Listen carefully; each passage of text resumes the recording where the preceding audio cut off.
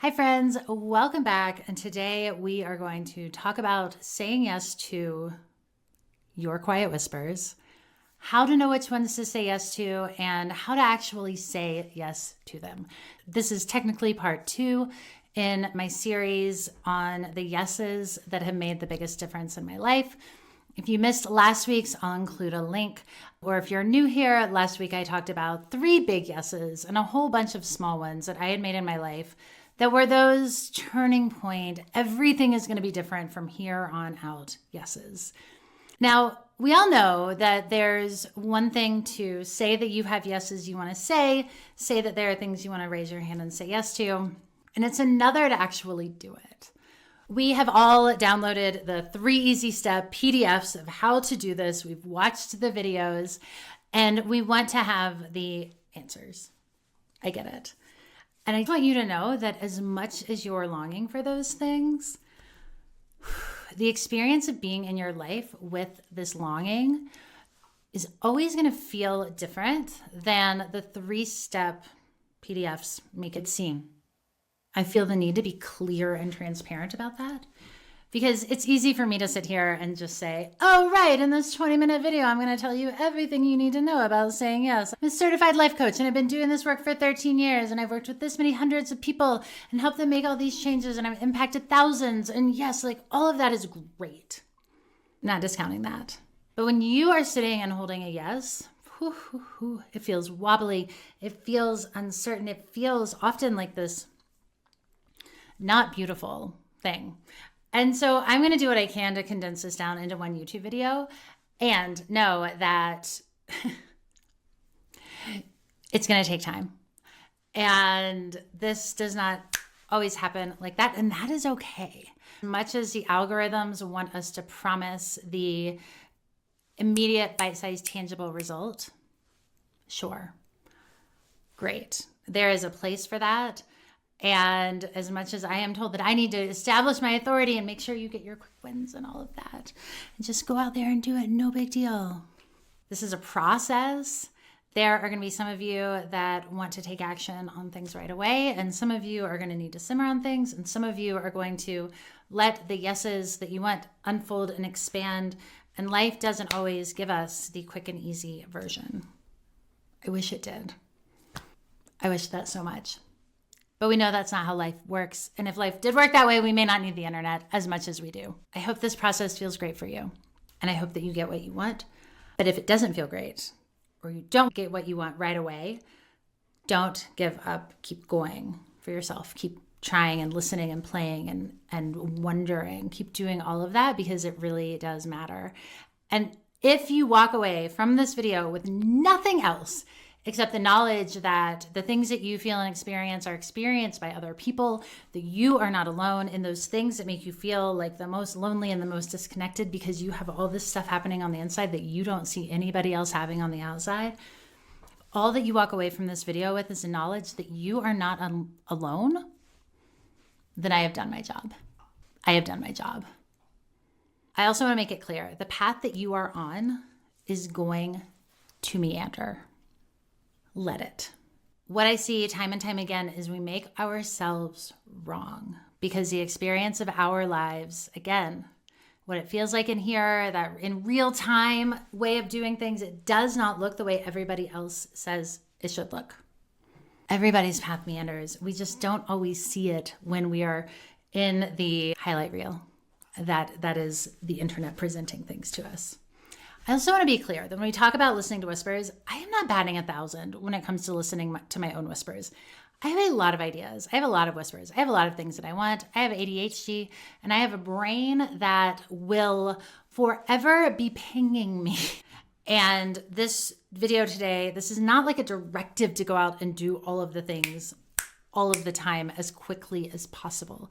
Instead, it's an invitation to start relating to yourself and start noticing what you want in a different way. But I don't want you to think that you have to respond to all of the whispers. I don't want you to be like, oh my God, I have this very big long to-do list of all these yeses that Tiffany said I had to do in this very easy, quick 3-step way. That's not what we're after either. So really trust in the process, and trust that much of this process of raising your hand and saying yes and identifying what you want your life to look like, what you don't want your life to look like, how you can really deliberately and intentionally step into the life that you want, and what bold moves you can make within it.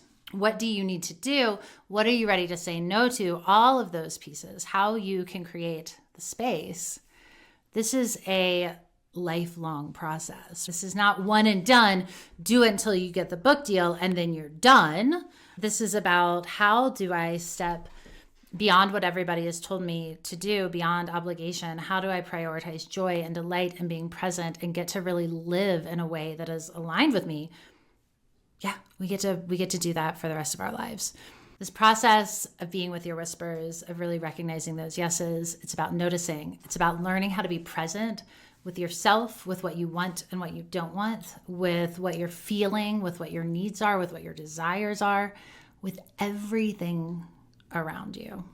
Yay. Step 1 is getting quiet enough to hear the whispers, which means becoming less busy. What? I don't know. Should we do a whole episode about becoming less busy? Let me know in the comments if that feels good to you. If your brain is just crammed full all the time, you're never going to be able to hear any of the whispers. So often, as step 1, the best thing that you can do is not much. Pause. Create some space. Do nothing. Get some rest. Have some quiet time. 10 minutes a day. I'm busy. I'm a juggler. I'm a multitasker. We have all of these things to do, and we don't always have a choice because there are responsibilities, and I get it. And those responsibilities don't take away our longings. And often our longings are pointed to something more powerful, something bigger and better. So even if you can only spare 10 minutes a day, take that 10 minutes a day. Now, slowing down enough to hear might take a minute. Think about stopping a freight train. It does not come to a halt as soon as you pull on that brake. That's okay. If you are barreling down your life, if you are going 1,000,000 miles an hour, it's going to take you time to slow down. It's going to take you time to make space for those whispers. That is okay. Let it take the time that it takes. You're not going to beat yourself up for it taking more time than you think it should. You are not going to judge yourself. You are not going to say, well, Tiffany said this was just step 1 and I'm supposed to have everything done 15 minutes ago. I wish that I could promise that. That would be great. But that's not how life works. So let it take the time that it takes. Create the quiet to hear the whispers. And at first, they're going to be teeny tiny whispers. Hello. And all I want you to do is just notice them. We're listening. That's step 2. Notice the whispers. Just be with them. Hear them. Say, oh, that might be a whisper over there. Oh, that might be a whisper over there. The more that you notice them, the more that you see them, those tiny little whispers, they will get louder. We're just seeing what there is.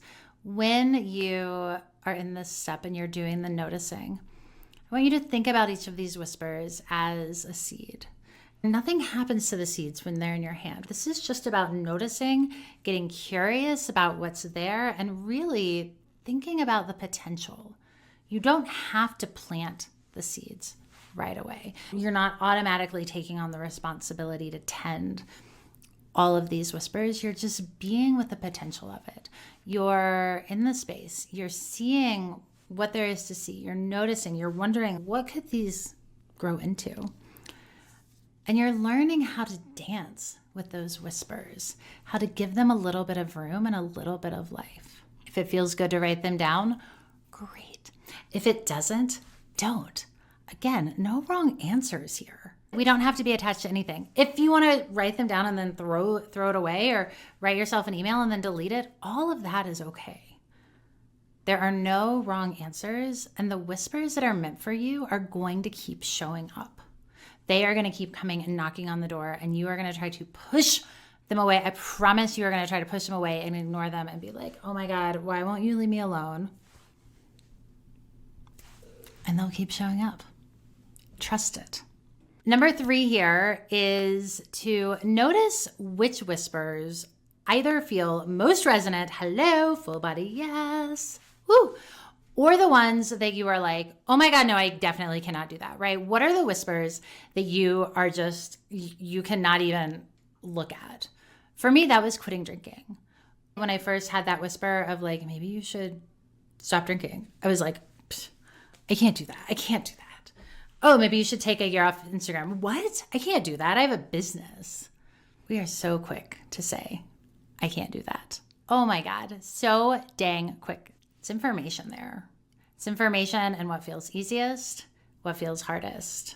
And I want you to notice. Notice how it feels inside you to be with these whispers. Notice how your body responds. Notice what feels easy, what feels hard, what you're most excited about doing, or what are those whispers that you try to like, absolutely not, push down here and they keep bubbling up. And when you're doing this noticing, I want you to get into your heart. We're noticing with our body instead of just our head. Because the head thinks that it knows everything. I don't know nothing. We know that all of the wisdom, neck down, neck down. So really this too, slowing down, being less busy, getting into your body, trusting it, so good. So good. Number 4, practice radical self-belief. Part 3 of this series next week is going to be all about radical self-belief. We're going to talk about how to practice it. What I want you to know today is that radical self-belief is a practice, not a destination. It is a lifelong practice, and what a gift that is what we get to practice in our lives. Trusting ourselves, trusting that we are people who figure things out no matter what. And here's the thing about the word practice. I chose that word really deliberately because whether you're a tap dancer or you play tennis or you lift weights or you bake or you ski or you ride bikes or you play an instrument, practice is what makes you good at something. Practice is what leads to mastery, and practice is also what helps you maintain that mastery. Practice builds muscle memory. And sometimes that practice is going to feel great, and sometimes it's going to feel terrible, and you keep showing up anyway because you are committed to the practice. Because you know that there is power in that practice, even if that individual practice session does not go well. This is what I want for you in your life. This is what I want for all of us in our life, that we are able to trust ourselves even when we don't know the answers, even when nothing makes sense, even when there is no clear path. And again, I'm not talking about trusting this anxiety brain, oh my God, the overcommitter, overthinker brain. I'm talking about trusting here, talking about trusting down deep in your core, that part of you that is connected to something divine, something made of stardust, your spirit, trusting that you are able to practice trusting that you are a person who figures things out. And that radical self-belief does not mean that you are always right or that you are a walking textbook. But instead, it means that you trust that you will have what you need in that moment to take the next step. We don't have to have all the answers figured out before we start going. So we're 4 steps in. We could stop here. I'm not going to, but we could.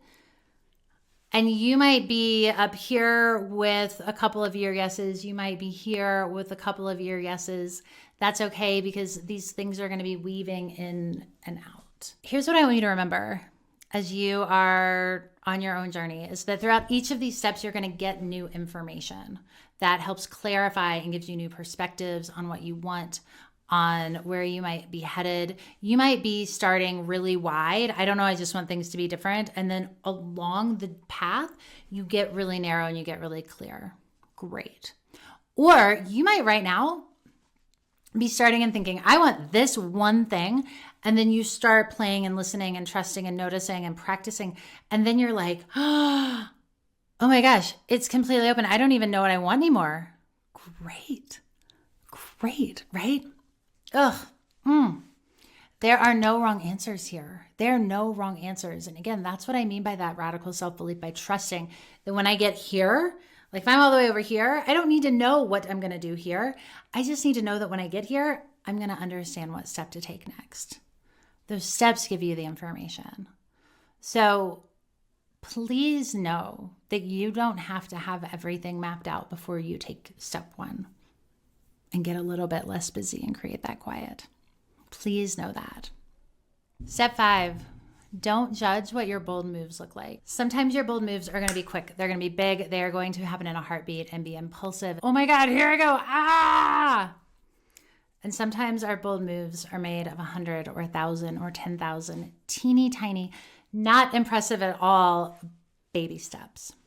Let your bold moves look like what they need to look like. And if you're taking baby steps and craving that big thing, ask for a sign. Ask for a sign that you're on the right path.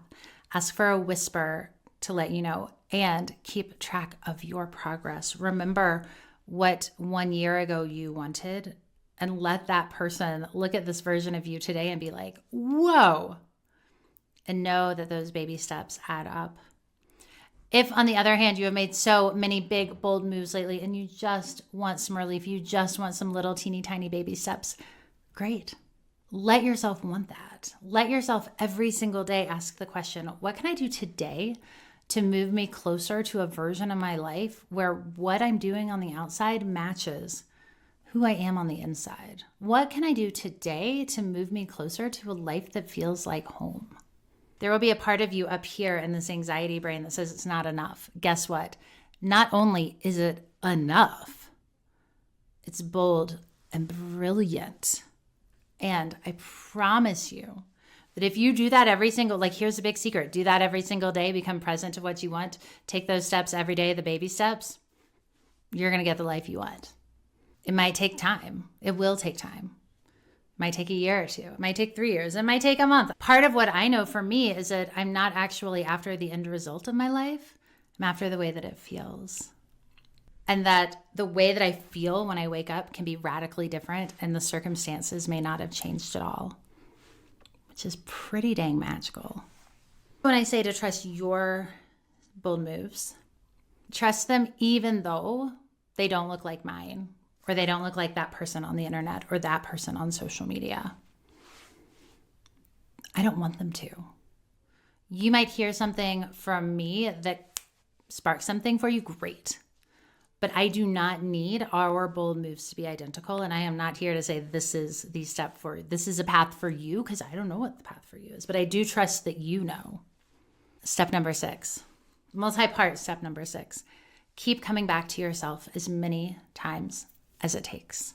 As many times as it takes. And it might take 100. It might take 100 times in a day. You might be pulled away from yourself 10 times the next hour. Okay. Keep coming back. This is how we measure progress.